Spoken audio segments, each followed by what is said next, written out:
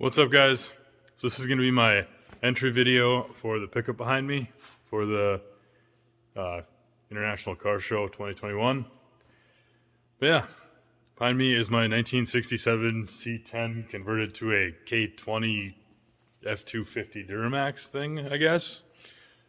So anyways, let's jump into a walk around video.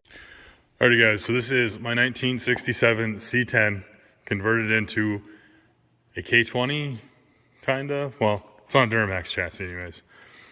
So, started with a 67 C10 that a friend and I went to go pick up on the coldest day of the year. It was like -40, -50 with the wind chill that day. And we drove across the state to go pick this thing up. Pulled it out of a snowbank behind the guy's barn, hauled it home, where I proceeded to start putting it on the 2002 Duramax chassis. The chassis, or the Duramax, was a crew cab short bed pickup, so I ended up cutting about 26 inches out of the frame. If you look right about here, there's a plate there where I spliced it back together. Mounted the cab as low as I could onto the frame without having to do major reconstruction of the structural part of the cab. I did have to modify the trans tunnel a little bit, make it a little bit wider to clear the Allison, but nothing major there. So I got it mounted nice and low on there. Then to line up the box, I actually had to channel the bed supports over the frame, as well as replace the front ones with 1 inch by 2 inch square tubing. That dropped it about 2 inches. And then if I open the box here, you can see I actually have a raised bed floor. It's raised raised another 3 inches to get to line up with the cab. Sorry for the mess here. It's a bunch of parts for the interior. So yeah, that's how it's sitting on the cab, or I guess I should explain the cab mounts. They are using the 2002 style bushings or mounts and everything, and then I just made them line up. The inside, the rear cab mounts line up with the inside frame rail and line up perfectly with the original mounts on the 67 cab. The front ones, the front mounts, the original ones line up dead even right on top of the frame. So wasn't a good way to do it. So I ended up welding in to the main cab support and just welded with a piece of angle iron. And then it bolts into that, the factory style cab mount, which I moved back. Yes, I moved it back from the original location on the frame. The front is also modified. It's lowered way down so that I could clear so I could get the core support and everything lowered to clear the radiator and everything. So that's the chassis side of it, or the frame side of it.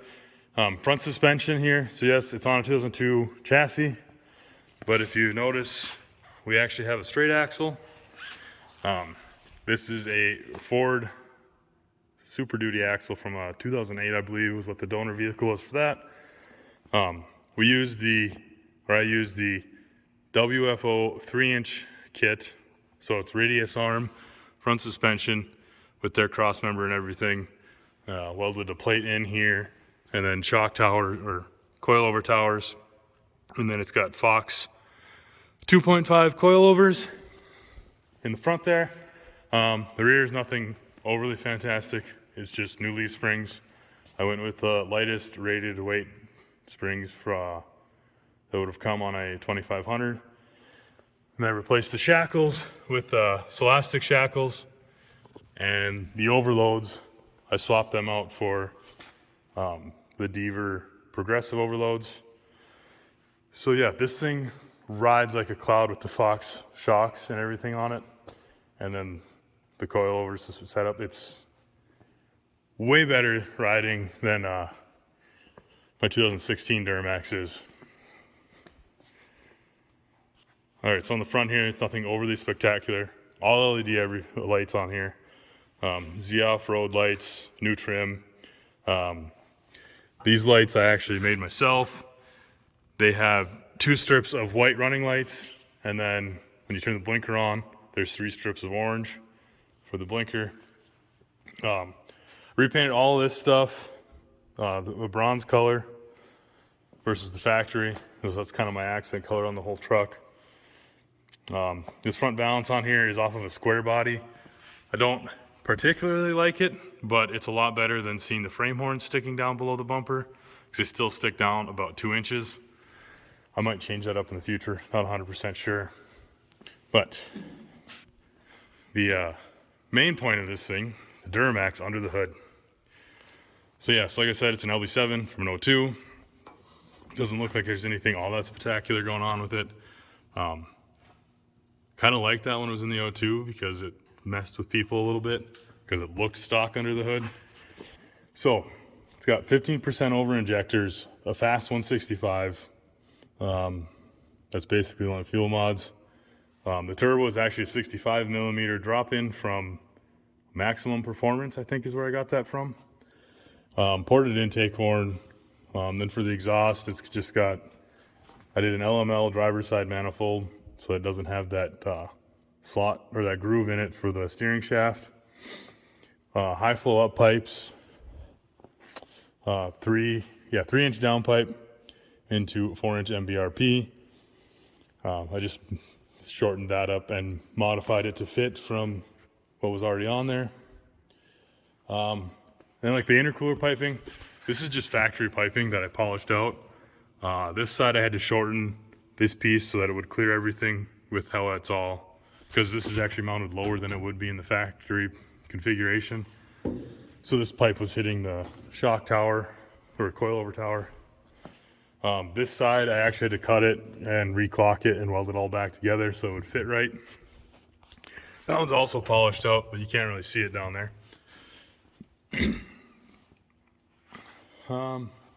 That's about it for under the hood. I mean, it's got a vintage air kit as well for the heat and AC.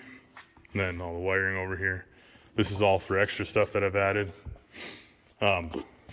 Actually, these run the headlights because of the way GM wires everything. Had to do some modifying because these are switched on from ground, or the GM uses a ground signal to turn on and off their headlights. So I just wired that up to relays. There's big empty space here. It's supposed to be an ECM in there. Unfortunately, I was having issues with them when I was trying to tune it. They kept showing up locked. I have 2 different ones for this actually, trying to get it to work. And in the end, I gave up. I have them sent out to SoCal right now, getting them refurbished. I have to put a new chipset in it or something like that. I'm not 100% sure how that works. But yeah. And then all the paint and everything on this truck was done in this shop by me with the help here and there from Dad and friends. Yeah, everything was done in this farm shop.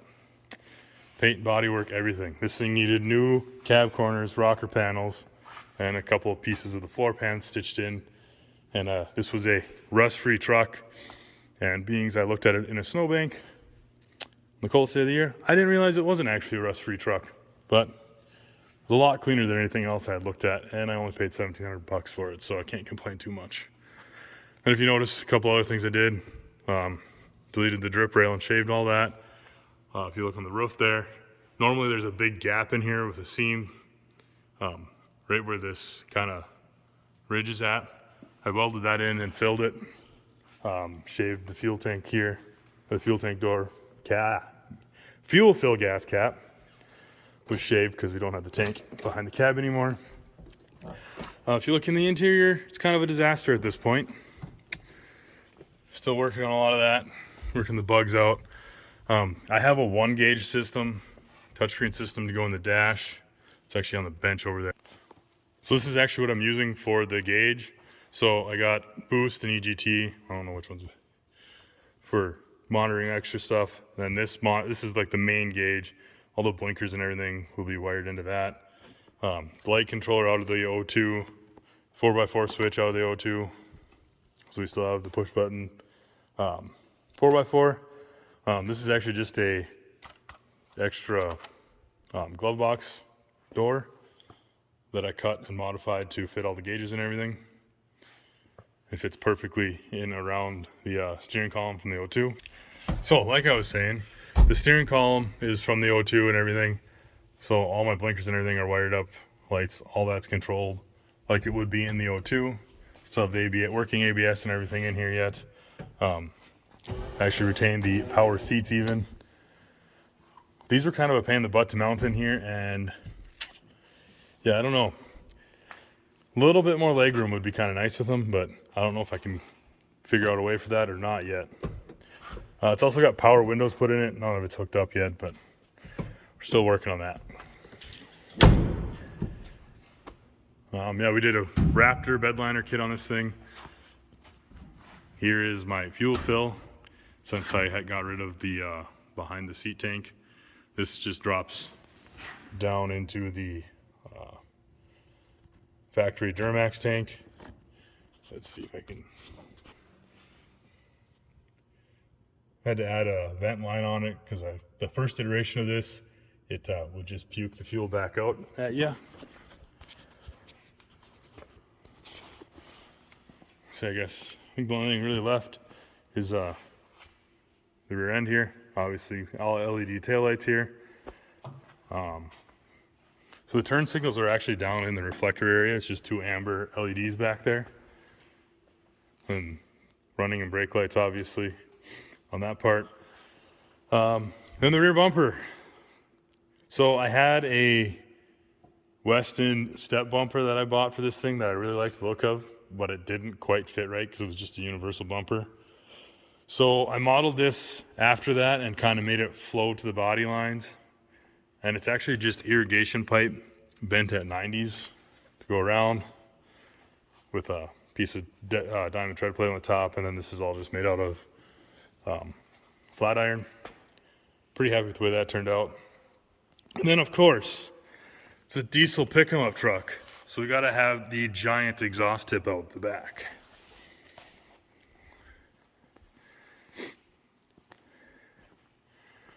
Yes. Only really other side note on this thing is it is green, not black. I know it shows up black sometimes on the camera, but this is the same color as the 2002. It's Rainforest Green Metallic. All right. Thanks for watching, guys. If you like this truck, please go vote for it. I'm going to leave the link to the voting page down in the description. Later.